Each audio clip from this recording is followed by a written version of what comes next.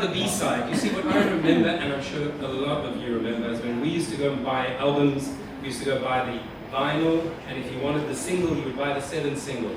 So my brother and I, we had boxes of 7 singles. Now, what was the B-side? It was a rubbish one. It was the song that you threw away because it was the, like you said, what was on the other side? Well, I didn't care. I didn't buy it for the other side. I bought it now. I'll give you examples. 1977. Here is Queen, and they released a single. Can anyone read what's written there? Thank God for you guys. So they released We Are the Champions on the A side, and then they're like, we'll put something on the other side because it's two-sided. Now here's what was on the B side. Yeah, exactly. We Will Rock You was on the B side. So it's not always that the song is a throwaway, but you got to put something on the B side. So our story does not revolve around Queen. Okay, it does. No, it doesn't. George Harrison, who in 1988 is writing his comeback album, called Cloud9. It's being produced by Jeff Lynne, who was one of the founding members of ELO. Brilliant musician, brilliant producer. He's working with George Harrison. He's got a great album out, and they want to release the 3rd single. So it's called, the single is called This Is Love, and they say to him, George, what's on the other side, right, which is the B side, and he says, can you do George Harrison's accent? I don't know what. No, yes, you can. Go for it. Was that his accent? I'm going to do my accent, you know? No, I don't know. I'm going to put it on. So he says, I don't know. So they say, well, we need to release, please write something. So he says, fine, I'll write something. It's a throwaway track in any case, right? It's the rubbish. It's the one that, so he is having dinner with Jeff Lynne in LA, in America. He's sitting with Jeff. And you know who else they're sitting with? Who happened to be at dinner? Is this dude. Roy Orbison, who is a great friend of both of them, and Jeff Lynne is producing Roy Orbison's album. So George Harrison says to Roy, we need to record this B-side. Don't you want to come over tomorrow? We'll record it. And Roy says, no. He says, I don't want to sing on the album. I'll sit, I'll chill out with you guys. And then they say, great, we're recording the song tomorrow. Now they have a problem. Where do you record a song? In a recording studio, and he says, oh shit, we don't have a studio. And he says, call Bob. Bob. Bob has a studio. So he says, oh, that's right, Bob does have a studio. So they call Bob. You know, they call up Bob. And Bob says, his voice. Hey man, just like, come over. I got a studio.